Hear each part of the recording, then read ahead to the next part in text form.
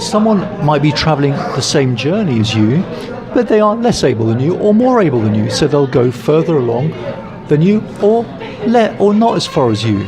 But the distance you get is compatible with you having a meaningful interaction with the environment and being content and feeling fulfilled.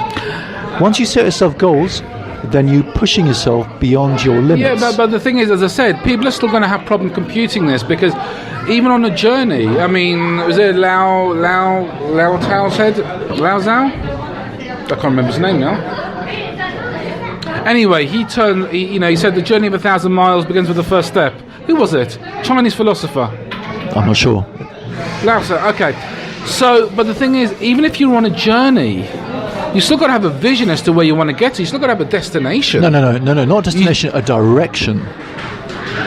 Oh, so you shouldn't have a destination as to where you want to get to? Because as a famous Greek poet Cavafy says, may you enjoy the journey, may it be a long one, because once you get to the destination, you may find there's nothing else to offer you. And that's exactly the point. Sorry, can you repeat that one again? There's a Greek poet called Cavafy, and in fact, lovers quote it to each other at the beginning of a relationship, and they say, "May you hope that the journey is a long one, because once you get there, you may find there's nothing else to offer you." So it's all about enjoying the journey, and in fact, that ethos is based in ancient Greek mythology. For instance, the Iliad and the Odyssey, where after the Trojan Wars, Odysseus, this Greek king, it took him 10 years to get back home, and throughout his trials and tribulations, he finally did manage to get back home. But the myth is all about the fact that the main thing he learned was his journey and the lessons his journey gave him. Well, I mean, one of the most of life is the journey. Are you going to live for the destination, whereas you're going to live for that 0.1% of your life of the destination, whereas 99.9% of the journey? I wouldn't. But actually, you got a very good point there. And do you know what? You talk about self-awareness, and I'm a great believer of being self-aware of who you are, knowing what your limitations are, and making the adjustments. As someone once said to me, a plane is in the air. When a plane is in the air, is of course 98% of the time. It only has to be accurate when it takes off and when it lands. The rest of the time, it's just adjusting. And I wanted to approach a different angle to the whole goal-setting thing, and that is that the mind is actually resistant to change. So the reason, and I want to put a little bit of science behind this, is because the reason why people set these goals and they actually fail within about 2 weeks is because the mind is resistant to change, because we have a protection mechanism. We don't want to go out of our comfort zone. We are not designed to thrive. We're not designed to grow. As you said, we are designed to survive. And the psychological explanation of that is fear of failure. Because we avoid anything that causes anxiety. So once you set yourself a goal, you have fear of failure. So you either do it stressed or you avoid it altogether. So the bigger the goal, and the more goals you set, the more you're setting yourself up for failure. And then because we don't reach those goals, then we feel like a failure. Yeah, the more you set yourself up, which is what makes people depressed. You're setting yourself up either for burning out and then probably anticlimax if you get it, or avoiding it altogether, which makes you feel doubly a failure. Well, it can be overwhelming, can't it? You set so many goals, you're overwhelming. I mean, look, I've done it. I've done it in the past. I wanted to give up smoking. I wanted to lose weight. I wanted to eat healthy. I wanted to change jobs. I've gone through all this. But here's the problem when you do that. You're putting too many things in place. And you see, we are not designed to change. We keep on reverting. We revert back to our old habits very quickly. And that's the problem. So we're more comfortable being uncomfortable with the bad habits that we do have. Well, it takes 21 days to make or break a habit. I don't actually believe that. I don't actually believe that. And the reason why is because the brain is also, you see, the thing is, they say, you can actually put those 21 days into your subconscious to change that habit. But the brain will always look for the least part of the resistance. So if you are a drug user and you haven't taken drugs for 21 days, great, I'll give you a pat on the back. You've done really well for 21 days. It doesn't mean you've changed the habit. Correct. Because in your subconscious, you're still very much, your subconscious is very much aware of the drug taking. So if it's easier for you to go back to that place, you will do so. Well, to be fair, you're more likely to do so. But those 21 days... Yes, you are more likely to do so. Those 21 days will make it easier for you to stay off. So we're always hardwired for automatic anxiety reduction. So therefore, yes, if we know something is going to instantly reduce our anxiety, we'll do it without thinking. And that's what instant gratification is. We do it without thinking. And that's the problem, isn't it? Because the thing is, most people want to actually change everything in 1 year. And, and as I said, the more habits you put in place, the more cognitive behaviour you're having to change, the bigger the bigger the ones, and the more you put in place, the more chances you actually have of failing. You know how important it is for you to be yourself? I'll give an example. Psychopaths. Not very nice people, are they? Psychopaths are defined as people who simply do not care about other people, and they tend to be violent. They tend to have a race sense of superiority. They have no sense or caring about the consequences of their actions. Well, I say I don't know, because I think the world doesn't need psychopaths. I mean, let's face it. You're not going to send an ex-social worker and he's going to become part of the SAS. But a psychopath, you need those type of psychopaths, don't you? A psychopath. Well, yes, there's more psychopaths in the army and prison, that's for sure. But psychopaths, calling someone a psychopath is an insult, is a derogatory term. Now, such is the pressure to conform in society that I've actually had psychopaths coming to me depressed. They're actually depressed because they feel a pressure to change. And one of them, who was a minor con artist, it suddenly hit me, and I said to him, there's nothing wrong with you. You are just a psychopath. I'm sure you really livened up his day. You've got to stop trying to change, I said. Same thing to a different person who wasn't a con artist, but same thing. These couple of people felt stressed and depressed because the pressure started put on them to conform. And I said to them, you don't care about people, so stop pretending. Okay, so let me... And you know why I said that? Go on. Because if they are more themselves, if they let it all hang out, then people can see them coming from a distance, and then they can choose to interact with them or avoid them. If, on the other hand, they're trying to conform, then they'll fool you, they'll con you, but they'll always revert to type, and that's where you get bitten. But people, you can't change someone's personality. You can't. You can't change someone's. You can change. But that's the point. Traits can change, but their personalities can't. Correct. Because the thing is, because let me pose this question to you. So you've got young John, who's gone to school from a young age. He wasn't particularly popular.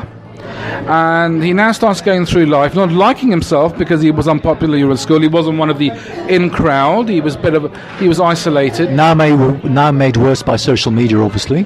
Made worse by social media. I'm sure there was a Hey John social media group put up there on Facebook, all right, or whatever happens like that. So he's now gone through a stage in his life where he doesn't like himself. So he feels he then has to conform to become likable, because the thing is, we talked about this last week, we need connection, right? But he can't connect with other people, so what does he do? He becomes an authentic loner. Yeah. Well, you see, the difficulty with these kind of situations is that these are exactly the kind of people who are marginalised and marginalised in society, and those people either just get lonely and depressed and suicidal, or they go and commit crimes, or more likely they are absorbed into very welcoming groups such as religious sects, extremists, gangs, heavy metal, all these kind of things, and they get absorbed into those personas. That's what happens to them. Okay, so thank you for that, and you're making some good points there, because I mean we can talk about the need. Tony Robbins has something called the 6 human needs, which I can relate to a little bit, and he talks about significance, he talks about variety, he talks about certainty, and when gangs provide enough of those needs That's why people join gangs. And they actually fulfill all the human needs. But anyway, I don't really want to discuss that one. All they are is they are types of religious sect. Everything where you have a sense of identity and structure and a sense of purpose, a sense of acceptance. And that's why religion is the single greatest, most effective way of controlling humans, because it's an evolutionary determinant. So, okay, I want to bring this back to the goal setting thing and the resolutions that people, we're telling people not to make resolutions next year. What's the solution? You say be yourself. Correct. But ask yourself what you really want. That's a little bit harder said than done. Well, yes, it is. And you got to have. And the thing is, when you talk about sometimes you might need proper help. And you talk about a journey. The thing is, they've got to at least get on that journey. Some people are so traumatized by life, they don't know how to be themselves, and that's very frightening. I think you're talking to. I mean, our listeners aren't all traumatized by life, but they do want to make certain elements of change. As I said, the first thing you've got to do is just sit and ask yourself what you really want, not what you think you need to do. A very simple question to ask yourself pretty much every single time you do something is, do I need to do this or do I want to do it? And also, you can end up still doing the same thing, but with a different motivation. I'll give you a silly example. For instance, you may not want to go and see your mother-in-law, okay? But always look at the bigger picture. Do you want to maintain good relationships with your in-laws? Then you choose to go and see your mother-in-law. One, your control is taken out of your hands because you think you need to, and anything with a need drives you by reflex anxiety reduction, and because it's a reflex you don't have control. Because you don't have control, that's the key element in stress. The other one, you're in control because you're choosing to go because you want the bigger picture. So always ask yourself, do I need to? Do I want to? What's the bigger picture? Yeah, but three questions. But the thing is, we're still not getting clarity here, Theo, because we're talking about making a choice. But there's clarity. Do I need to? Do I want to? What's the bigger picture? Ask yourself that for everything that you do, and suddenly things will start changing. Okay, let's go over that again. Do I need to change? Whatever you're doing, every single thing you're doing, but don't make it a need to do it either. Every single thing you're doing, say, do I need to do this? Do I want to do it? And what's the bigger picture? Those three questions at all times need to be in your mind. So are there steps that people can take? I mean, I've got a few suggestions. No, those are the three steps. Okay, very simple. Okay, so you've said that to yourself. Now what? Then you start acting on it. You got to act on it. So what steps can they take on? What types of actions could they take? The action depends on each specific situation, because you then act within that situation. And you allow yourself. You say, you know what? Yeah, I might start doing things differently because I think I'm getting what you're saying.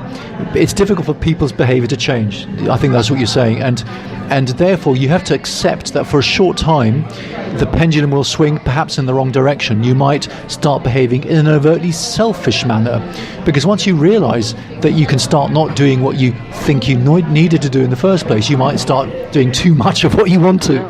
In which case, then you could start being too selfish. But then people will feed back to you, and you'll get disapproval.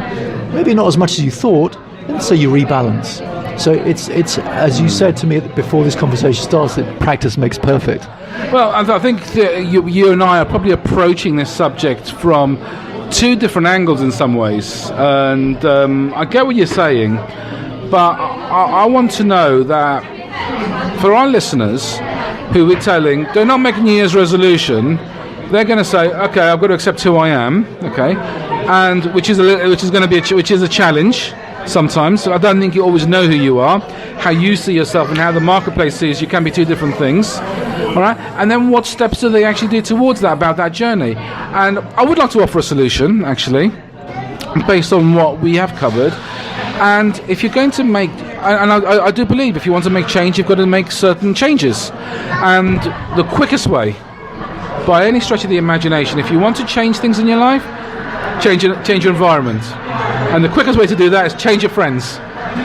All right, because let's face it, and I used to say this to my wife when she used to bring bread home, and I said, I don't want to eat wheat. She goes, you don't have to eat it. And I says, if you bring crack into a crack den to someone who's actually looking to give up crack, Mm-hmm. it's going to be very difficult for him to do that if he's surrounded by that environment. Okay. Okay. So, and I know I'm going to a bit of an extreme there, but if you want to change your life, in some ways, you've got to change your friends.